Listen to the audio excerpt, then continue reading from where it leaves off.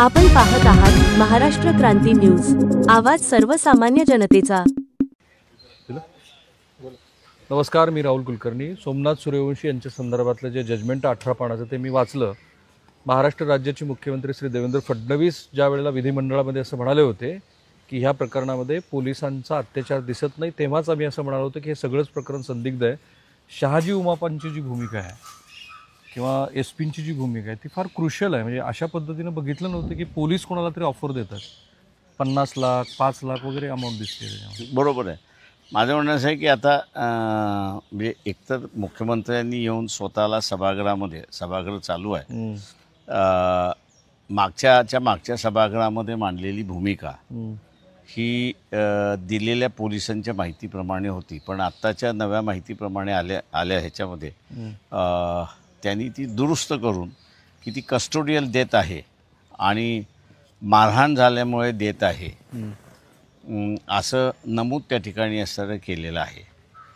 त्याच्यामुळे एकतर मुख्यमंत्र्यांनी सभागृहालाही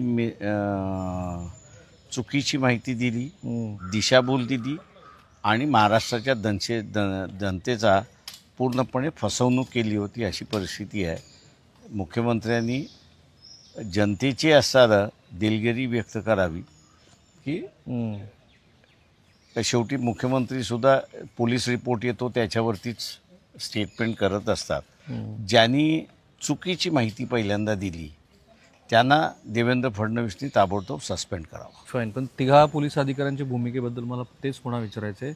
एसपींची भूमिका फार संदिग्ध आहे, पोलीस महानिरीक्षक आहेत शहाजी उमाप त्यांची भूमिका संदिग्ध आहे, पैसे ऑफर केले गेलेत हे पहिल्यांदा जजमेंटमध्ये आलेलं दिसतंय मला। हां, माझ्या अंदाज आम्ही त्या पद्धतीने असं प्लीड केलं होतं, वर्कआउट केलं होतं, ॲफिडेविट्सही त्या ठिकाणी दाखल केले होते, त्याचे एव्हिडन्सही त्याच्यामध्ये आहे, नाही असं नाही। आणि म्हणून कोर्टाने ते मांडलेलं नमूद केलेलं की ह्या गोष्टी ह्याच्यामध्ये झालेल्या आहेत। त्याच्यामुळे मी असं म्हणेन की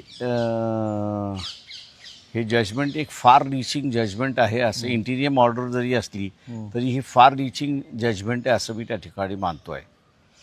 आणि कोर्टाने सुद्धा त्याच्यामध्ये आम्ही जे मांडत होतो त्याचं जे कॉग्निझन्स घेतलं असं मी त्या ठिकाणी म्हणेन की बऱ्याच केसेसमध्ये सुप्रीम कोर्टाचा निर्णय असा आला की तुम्ही रिट पिटिशनमध्ये डायरेक्टली येऊ नका। तुम्ही असताना 200चे प्रोव्हिजन आहे, 32 आहे क्रिमिनल मॅन्युअल 1932च्या संदर्भात किंवा जुन्या IPC CRPCच्या संदर्भात 156(4), 156 3 and 4, 5 and 6 असं जे आहे त्याला तुम्ही असं हे करा आणि तिथे तुम्हाला न्याय मिळाला नाही तर तुम्ही असं हायकोर्टामध्ये बाय वे ऑफ रिट या असं जे सुप्रीम कोर्टाचं होतं त्याला आम्ही असं म्हटलं होतं की त्याच्या फॅक्ट्स वेगळ्या आहेत आणि ह्या केसच्या फॅक्ट्स वेगळ्या आहेत।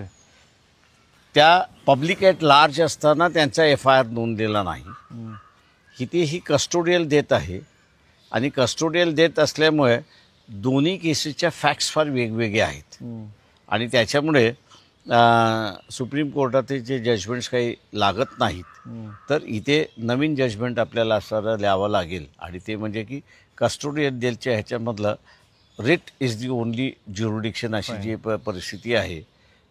त्यांनी ओनली हा शब्द नाही म्हटला आहे पण त्यांनी डिस्टिंक्शन करून आम्ही दाखल केलेल्या रिटचं त्यांनी जस्टिफाय केलं आहे अशी असताना रेमेडी आता मान्य केली, रेमेडी त्यांनी मान्य केली। एक ते घटनाक्रमाची उजळणी करून घ्यायला हवी। दिसतंय असं की त्याच पिटिशनमध्ये जे म्हटलं जो घटनाक्रम घडला होता, BEd झालेला लॉ स्टुडंट असलेला विद्यार्थी तिथे गेला आहे पण त्याच्या हातामध्ये भारतीय राज्यघटना आहे, बरोबर। त्यानंतर तो आंदोलनामध्ये सक्रिय सहभागी आहे असं दिसतं आहे। नंतर जे घडलं ते बहुतेक पोलीस कोठडी आणि मॅजिस्ट्रेट कोठडीमध्ये घडलं, बरोबर आहे। त्याला पकडलेलं आहे ते त्याच दिवशी पहिल्याच दिवशी पकडलेलं आहे।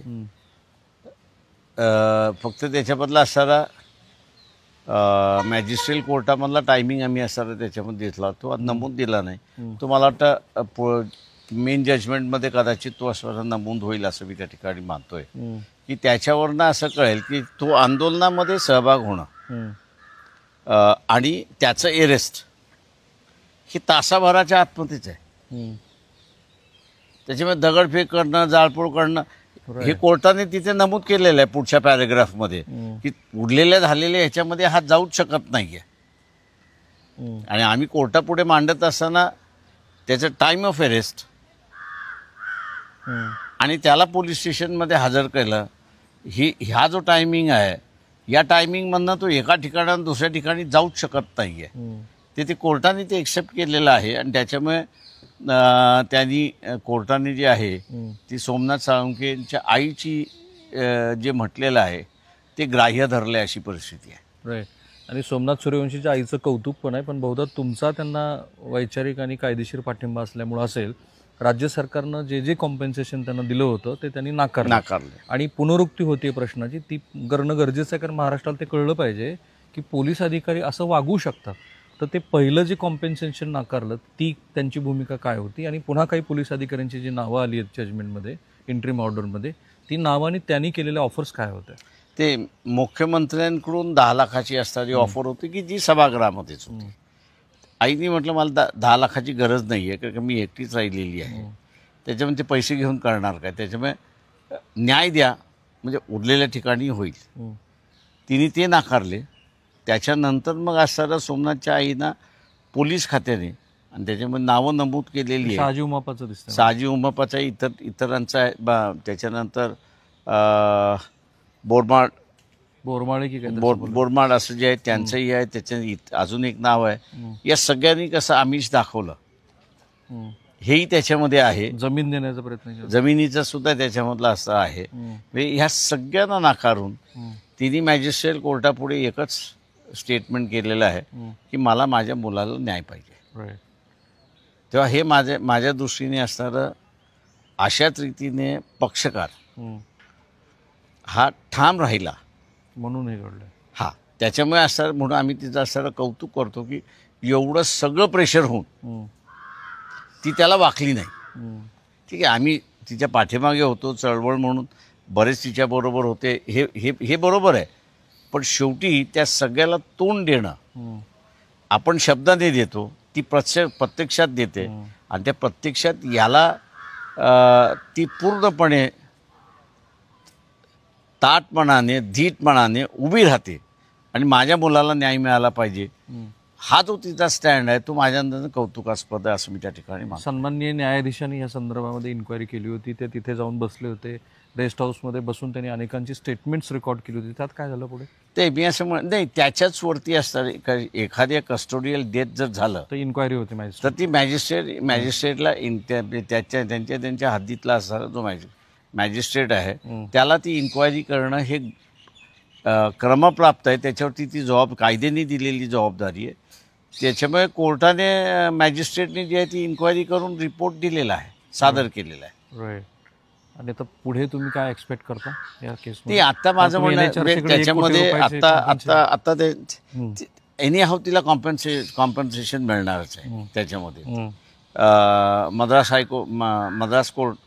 हायकोर्टामधला जो निर्णय होता 1984च्या रायट्समध्ये, आणि त्याच्यानंतर मग असणारं सुप्रीम कोर्टांमध्ये जे कन्फर्म झालं, त्याच्यामुळे ज्याचा राईटशी संबंध नसेल आणि अशा जर त्या राईटमध्ये गेला असेल तर state should pay him compensation असा जो निर्णय आहे तो निर्णय तिथे लागू होतो. त्याच्यामुळे ती एनआरसी NHRC ते बघून घेईल असं मी त्या ठिकाणी मानतो. आणि ती केस त्या ठिकाणी चाललेली आहे. तिथेही त्यांनी असणाऱ्या पोलिसांनी मला जे सांगण्यात आलेलं आहे, जे बघतात आहेत प्रियदर्शी तेलंग आणि इतर जे बघतात आहेत, त्यांनी ब्रीफिंग असं केलं आहे की पोलिसांनी 3 महिन्याचा वेळ मागितलेला आहे त्याच्यामध्ये. सर, घटना दुर्दैवी आहे, पण तुम्ही चांगल्या पद्धतीने प्लीड केलं, तुमचंही अभिनंदन. अरे नाही. आणि महत्त्वाची गोष्ट आहे, सुप्रीम कोर्टाने अनेक वेळेला सांगितली की पोलीस रिफॉर्म झाला पाहिजे. 2007पासून पोलीस रिफॉर्मबद्दल बोललं जात आहे, ते होत नाही आहे. दुर्दैवाने बघा, ह्या सरकारला 2 एकापाठोपाठ एक हायकोर्टाच्या ह्या निवाड्याबद्दल, एन्काउंटरबद्दल थापडाच पडल्यात नाही असं म्हणे. एक ते सूर्यवंशीचं प्रकरण, एक मुंबईचं प्रकरण. सरकार सुधारतं की नाही ते बघायचं आहे आपल्याला. स्पेशली पोलीस अधिकाऱ्यावरती ही जबाबदारी असते. कॅमेरावर निकेतन मानेचं, मी राहुल कुलकर्णी, NDTV मराठी, पुणे.